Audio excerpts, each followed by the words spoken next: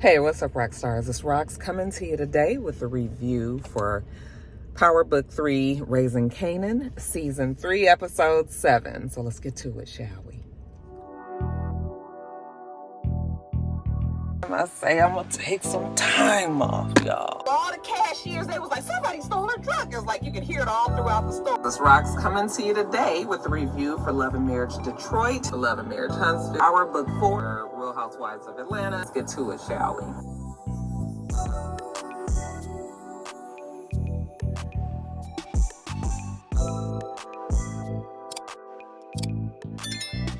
All right, you guys, I'm up in Mr. Studio today, and it's freezing cold. Okay, so we're gonna have to try to get through this quickly. It was 11 degrees this morning. Blue wanted to go for a walk. I was like, I don't think so, Blue. It's 30 degrees now. As soon as I finish these videos, I'm gonna go take them for a walk. Anyway, that's not why you're here, is it? Power Book 3, Raising Kanan, Episode 7. Yeah, okay, so anyway, the show starts with the white guy that Kanan was working with.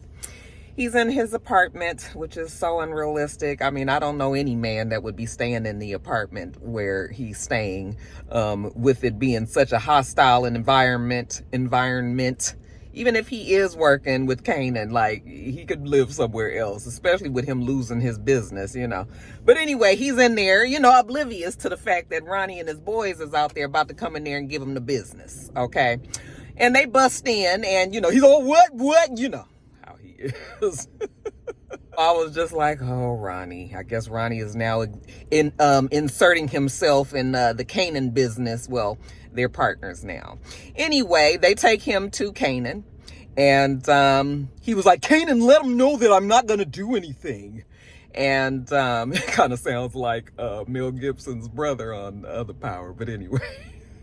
Kanan was just like, yeah, he heard. I'm not even going to try to do his stupid accent today. But Kanan was like, yeah, Big Ron heard that you said that you might call the police on us. You know, we doing business around here. You're not too happy about it. And the white guy was like, I wasn't really going to say anything. Okay, I wasn't going to go to the cops for real. Well, that's good because Big Ron, he don't like, you know, when people be out there talking and threatening and acting like they're going to go to the police and whatnot. So, you know, after Ronnie done appropriately scared the white boy, okay, oh, you done pissed yourself, get up. You know, they got to go get him cleaned up and everything, okay, but properly dealt with. Now, Fame, in the middle of them harassing the white boy, came into the apartment. And, you know, of course, Kanan looks at him and is just like, what the fuck? I just said I was going to do his thing, his accent. Kanan looked at him and was like, what the fuck are you doing here? Excuse me, this is Fame's place, even though he's been put out, okay? Fame was just like, oh, shit, I didn't know anything was going on here. My bad. I ain't got to stay. Big Ron, after he deal with the white boy, he come back and he tell him, you ain't got to go. Oh, yeah, he got to go. Okay, this is not for him anymore. He's moved back home with his mother, and I was like, thank God. All right, at least now I feel like Fame has a glimmer of hope, even though I still don't think that Fame is going to have a happy ending, you guys. But yeah, he went on back to Mama, and Big Ron was just like, why your mom miss you? And Fame was just like, because she's my mother, she cares about me. Like, what kind of crazy questions you asking me, oh weirdo? Oh, I don't like Ronnie. It's something about the character. It's not even a hate that you have for a character on the show. I don't like the character on the show. I don't even like his part on the show. It just, I don't know. It just, everything tried to turn sinister too quickly.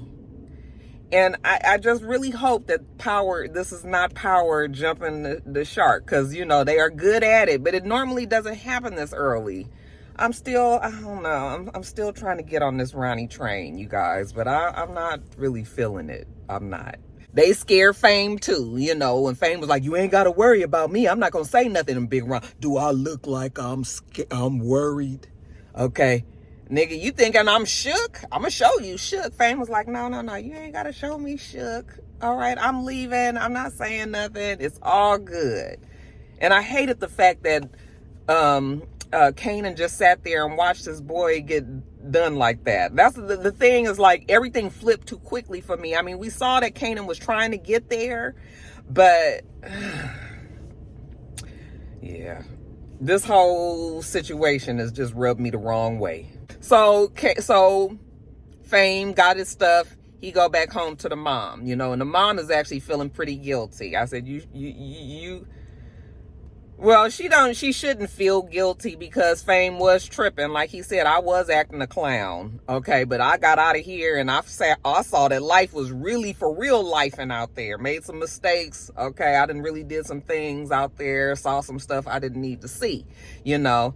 But he's sorry. He gonna be back on the right track. You know, he ain't gonna cut up the way that he was. And mama said, well, I'm not gonna put you out no more. I shouldn't have did that. Okay. And yeah, maybe in retrospect, you know, her putting Fame out, Fame is now a murderer, you know. So, I mean, that's not on her. That's not her fault. But just sad to see how things happen, right? So they tell each other that they love each other and everything. I'm glad that Fame took his ass home to his mama. Now, jumping over to Rock goes and talks to the Chinese people. Okay, and she's all like, listen, I'm gonna be doing the thing now instead of Unique. I'm taking Unique's business. Well, the Chinese people is just like, yeah, we don't really think that that's gonna be a good idea. We don't really want to work with you now that Unique is done. You know, maybe this is where we all need to just part ways. But of course, Rock is not trying to do that. You know, she was like, not only do I need to have this place too, but I need more businesses. Like, what else y'all got? And they was like, first of all, we don't even have this place. This ain't our place. We just manage it. Oh, Unique didn't know that. Okay, well, who's the owner? He right over there sitting at one of the booths. Okay, minding his damn business. He got about 20 other restaurants in Brooklyn area. Oh, word? Okay, that's what Rock is talking about. Okay, so I'm talking to the wrong people then. Yes, go talk to the boss. So she go talk to the boss, honey, and the boss is with it. He about it. He all about that life. He ain't scared or nothing. He was just like, listen, we can do business and everything, but I'm going to need some profit from it. All right. And, you know, they was like, yeah, we going to work with you the same way, you know, how Unique was doing it. And he was like, no. I want a little bit of y'all profits. Okay, I'm going to need a percentage of what you make on top of whatever you going to pay me to be working out of my restaurants. Yeah, I know it's all good. You know, we ain't got to do nothing. We just the vessel for you to do your business and everything. But, yeah, in order for this to work, I got to get some money off of it. Okay. And he was real clear on that. So Rock was like, well, I just need to make sure that your business is legit, you know, that I can work with them. And he was like, here you go. He got a list ready already. He was like, that's all the businesses. Go check them out and let me know what you think. Rock was like, I'm going to go check them out. I'll circle back to you. Now, Creepy Daddy is down there to the station he's still trying to figure out what he can figure out. Okay. He's still trying to get on that task force, but he hasn't got the job yet. So while he's talking to the man, he was like, I'm going to have Ogden's position. And the man was like, as soon as you get Ogden's position, honey, I will bend over for you, pull the pants down and let you have your way. Until then, you don't get to know nothing. So then he was like, but what do you know about Marvin? Okay, Marvin, Rock's brother. I said, oh, God. And so Creepy Daddy was just like, he's a tough guy in the neighborhood. Don't take no shit off of nobody. You know, he just tries to kind of throw the man off the track. While he's talking to the investigator, though, he can hear Scrap's mama. She's in the station. That is not good news. Creepy Daddy now, I said, this is the hardest working man in that fucking police station. He got to be in 5 different places at one time. So when he hear the lady over there, you know, she about to spill the beans. Okay. He goes and he was like, you know what? Telling his investigator, how about you talk to Payne? Let me go over there and get Payne for you so you can talk to him because he know more about Marvin than I do. Okay.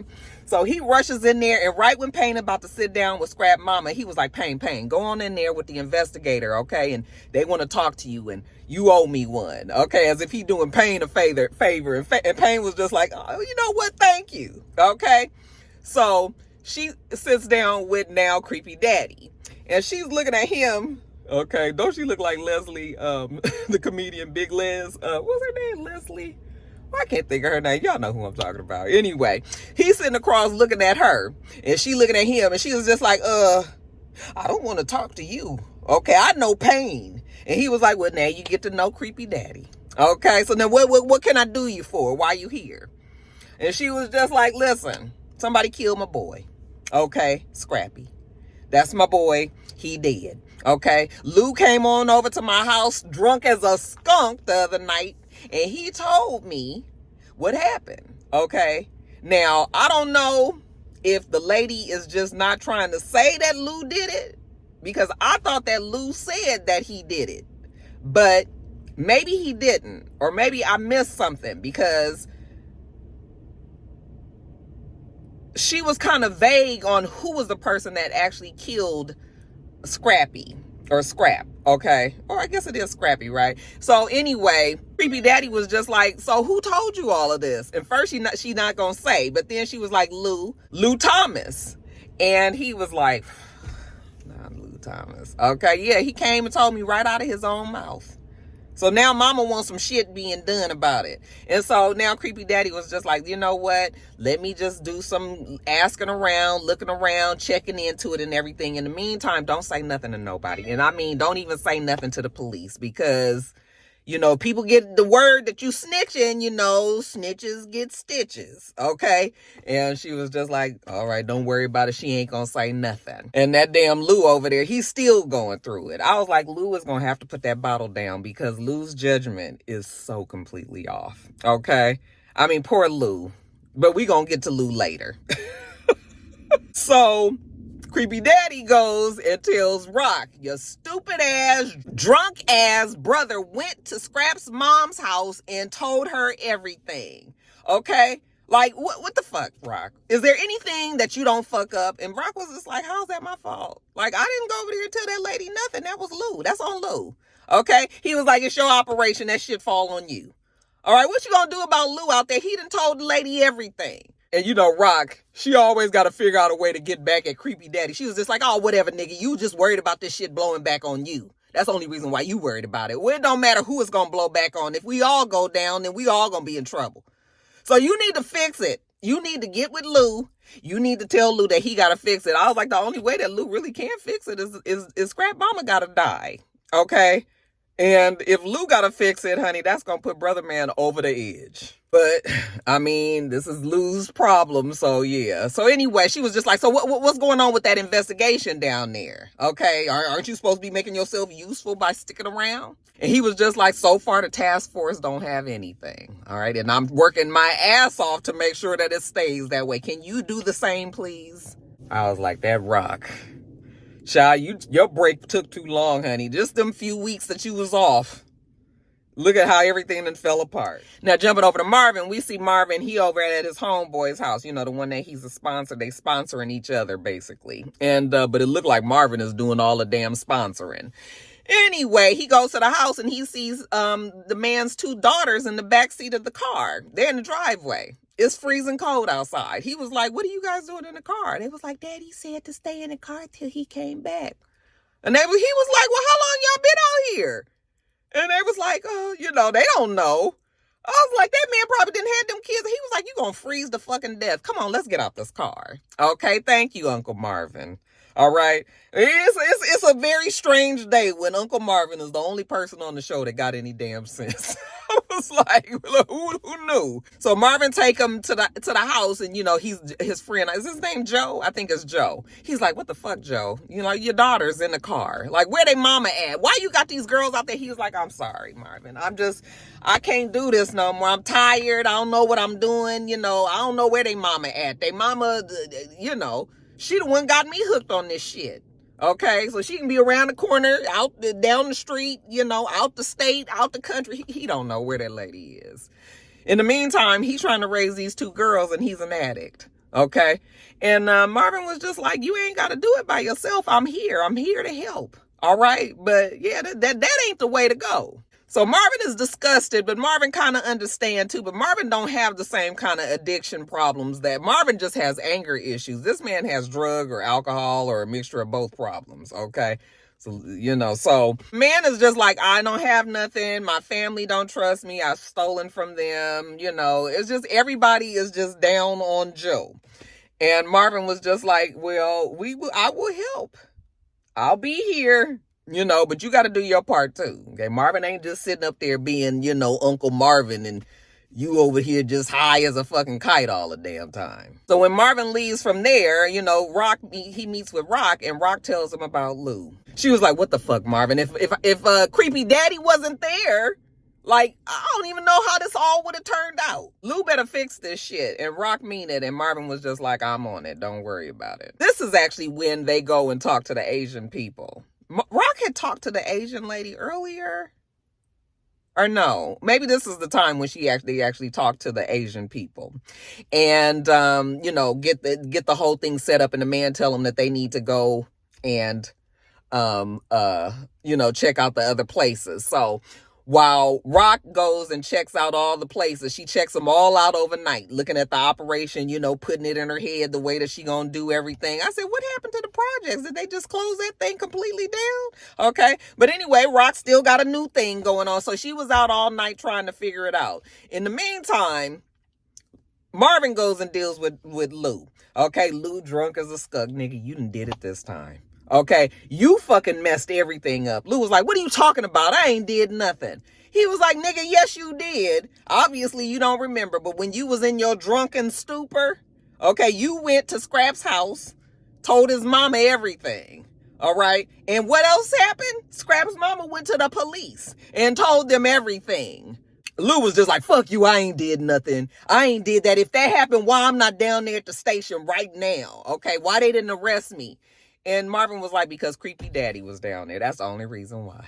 All right, nigga. Now you got to handle this. And like I said, the only way that this can be handled is Scrap's mother has to die. There's absolutely no other way that it can be, that it can go. And now it's going to be on Lou again. Lou ain't going to be no good, you guys. Now let's jump over to Juke's group. Okay, now the girls, they coming along just fine. You know, they getting gigs and everything. They actually gonna be opening for some girl named Shawnee, I think her name is, you know, so they all excited. This is a big deal, all right? But you already can see that this group, with that one bitch as I don't know if she's considered the lead or what. Nobody is the lead yet, but the one bitch is gonna be a problem. One, because she got a crush on Kanan. Or maybe it's just the fact that the other girl likes Kanan and she don't like the other girl. So now she going after Kanan too. And Kanan is a 16-year-old, thinks that he got it going on. He's the big-time drug dealer working with Pop and Snaps and all of that. And, you know, so he don't give a damn. But Juke does. So after Juke goes and meets with the people trying to figure out what's going to be her career path, you know, I thought she was trying to do the military. And now I think the military is out. And now she's just trying to figure out, like, what can she do? I thought y'all said y'all was going to help me figure it out. Okay, don't nobody know what Juke can do. Juke can sing, girl. Try to hone that. Anyways, the friend is just getting closer to Kanan, okay? And Kanan and the friend are supposed to be going out. And so Kanan goes over there to pick up the friend from, I guess, where they were practicing at. And before the friend and Juke can get to Kanan in there with the other girl. And of course, they all close and flirty and shit. And Juke sees it. The other girl, she's so damn either green, you know, innocent or, you know, borderline naive. She don't even realize that Kanan was over there talking to the girl, but Juke peeped it out, right? So Kanan comes over to her, you know, kind of like, hey, girl, like, you know, it's good to see you. The other one don't say nothing over there. Juke is looking. Juke was like, oh, what you doing here? Where all your old new friends at? Okay. Snaps, Pops. You guys about to go down to the casino? It's like, is that what y'all about to do? You hanging with them? And, you know, her friend, oh, they all seem so nice. But girl, them people is drug dealers. Okay. They used to rob banks and shit. Is that what they teaching you, Kanan? How to rob a bank? All right. And Kanan was just like, you know, the movie about to start. Okay. We got to get out of here. And the girl, the fact that Juke just said that he hanging out with bank robbers and drug dealers, I mean, that don't faze the girl at all. Okay. Maybe she liked the bad boy type. So they leave. And Juke, you know, she go over to the other girl and she was just like, bitch, you need to leave Kanan alone. Okay, that's her man. Leave her man alone. Not Juke's man, obviously, talking about the friend. And the co-singer group member was like, fuck you. I was just like, Juke gonna have to beat her ass at least one time before this season is over. Now, Kanan and the girl, they go to the movies. And Kanan is all hot and heavy on the girl. Okay, he kissing her, he feeling her all up and everything. And she like, damn, Kanan, too much. He's, I'm sorry, I just really like, you know, same shit niggas want to say. Okay, well, damn, we can do this, but can you just calm down? All right. Nope. He's still all over her. She finally was just like, I'm leaving. He was just like, okay, fine. Go on, bye. She was like, you're not going to take me home. He was like, you know how to catch a train? I was like, well, damn, Kanan. So the fact that Juke told you that she needed you not to mess this up, this is her group, you getting in between these two girls is just going to be drama. Okay? Kanan is an ass. And it's clear that this is where Kanan and Juke's break happened. I thought it happened later in their lives, but still while they're very young.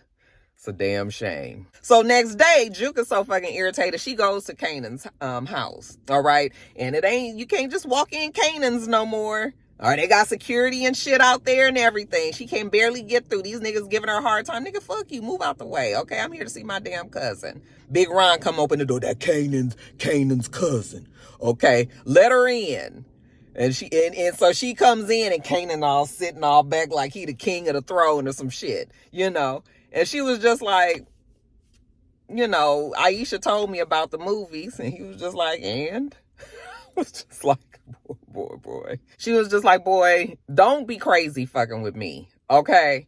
I wiped the snot out of your nose, nigga. Who you think you talking to? I told you, do not fuck that up with that girl because that is my group member. Like, we gotta be in this group together and now you all with this shit. You think Kanan cares? No. And of course, Kanan was just like, whatever, I got shit to do. She was like, Kanan, none of this makes you grown, okay? You are the same scared little boy trying to prove to your mother that you a grown man and you're not. All right, don't even believe the hype. She turns around and she leaves. And Ronnie was just like, I can talk to her, you know. He can fix it for her. And Kanan was just like, don't you worry about my family. Okay, nigga, you trying to threaten Big Ron. Ron don't give a damn about your family. Hell, he don't give a damn about his own fucking family. He really don't care about Juke. Ronnie now is taking the terrifying Unique's girlfriend. It ain't enough that he stole the shit from the house. But now he over at the house, you know, her mama house. She getting out the car and he was just like, this where your mama live? And she was just like, Ronnie, are you following me? Yes, he's following you, girl. Okay. And of course, as scary as he is, you know, we family. I got to make sure you safe. The killer is still out there. Of course, all the things that he's saying to her is really a warning. And I'm sure, well, I hope that she's smart enough to pick it up. Okay. Y'all have to handle Ronnie. Okay? He is a problem. That damn Ronnie, he scared her like he scared everybody else. Anyway, Juke goes to the house and she tells Rock that Kanan is fucking with Snaps and Pops now. And you know, Rock was just like, oh my God, Snap and Pop, that's who he's working with now? Yes. And where's Famous? She was like, Famous moved out. Where, when, why, where'd he go? She was like, I don't know, child. I don't know what's going on. Kanan over there wilding. All Juke knows is ain't nobody the same. I was like, gosh, I wish Juke could have just went to the military or got the hell up out of there some kind of which way. Because Kanan is off the deep end. We see him going to visit the girl Crystal. That's the other girl that's in the group. And, you know, he about to be with her. And like I said, that's going to be a mess. Anyway, back at the police station, Creepy Daddy comes in and he sees his partner. What was her name? I forgot what we used to call her. But he sees Shannon's dad there and he's still in a bad way. He just can't get over himself. He's feeling so guilty about how he turned his back on his daughter and he don't know what to do. Creepy Daddy was just like, if there's anything that I can do to help, okay, just let me know. And the man was just like, you know, I got it. It's going to be okay, but thank you. Okay. But clearly he don't have it. So anyway, Creepy Daddy, he goes in the other room and they was just like, congratulations, Creepy Daddy. You know, actually, this is the first time that I actually saw that his chief was a little happy. I was just like, oh my God. Okay. He was all like, oh, you are unofficially a part of the team. Okay. And, you know, Creepy Daddy was like, unofficially. Yeah, you on the team basically, but you know, we got to do a background check. We got to just make sure and cross the T's, dot the I's and everything. And then you Gucci, you win. There shouldn't be no problem with the background check. It's just formalities. Okay. And then here go Captain. No, as long as y'all don't speak to his old girlfriends. I was like, yeah, hardy, hard. Don't talk to Rock. Now, while Creepy Daddy is in there getting his accolades, shout out to Nene, Shannon's daddy, you know, again, he just still don't know what to do with himself. He go and sit down out in the park, out on the bench somewhere, and he happened to bump into Shannon's girlfriend, all right, and he just like, you know, I sure hate that I treated you the way that you was just because you was a lesbian. I shouldn't have been that way. Okay. It's like, I just been an asshole now. My daughter dead. I don't know why. I just need to know. I need to understand why. And she was just like, you want me to tell you why your daughter killed herself? Well, I mean, it was because of you, because of me, because of the job, because of the stress. She was all concerned about the girl Juke. Okay. It was just too much shit going on. And I guess that's why she killed herself. The dad was like, she was just obsessed with Creepy Daddy, and it just all backfired. And she was just like, yeah, you know, but she's lost a lot too when Shannon died. So it looks like they are completely off of the, you know, the whole track that Shannon was trying to convince everybody that Creepy Daddy was, you know, who he was and everything. So at least on that end, Creepy Daddy ain't got to worry so far. Now, back to Lou. So Lou is at the bar. And, you know, they got the music playing, and it's his father, because that's all he plays these days. Because I tell you, Lou is in a bad way, child. And here come his mama, good for nothing. She needs some damn money, okay? Nobody gave her no money, bitch. Go get a damn job.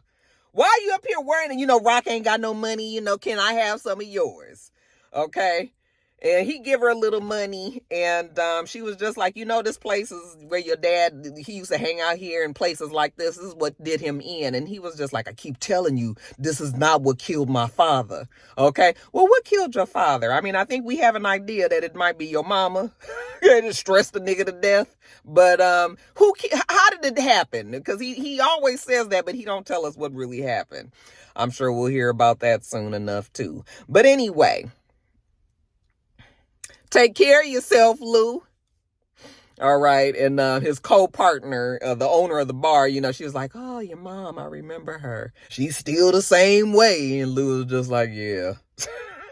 But lastly, it has come time. Okay. We have to get rid of old mama. And I don't mean Lou and Marvin and Raquel's mama. I'm talking about Scrap's mama. All right. And you can't do these things sober, but you got to do it. So Marvin and Lou, you know, they get in the car. Marvin, to make sure that Lou do what he got to do, he going to take them there. They go to the house. Lou get out the car, kind of stumbly, a little wobbly. Them legs like, it's just like, okay, Lou, you going to be able to do this? He go up the stairs, you know, he drinking his bottle. He knock on the door and everything. And then Scrap Mama opened the door. I said, girl, I sure wish you didn't open that door. Okay. But Mama was a G, wasn't she? She stood right there and looked at Lou.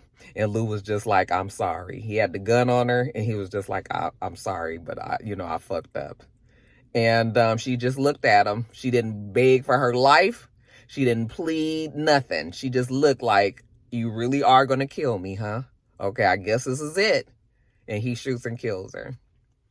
Marvin's out in the car, and Marvin was just like, well, that's that. Okay. And Lou comes out.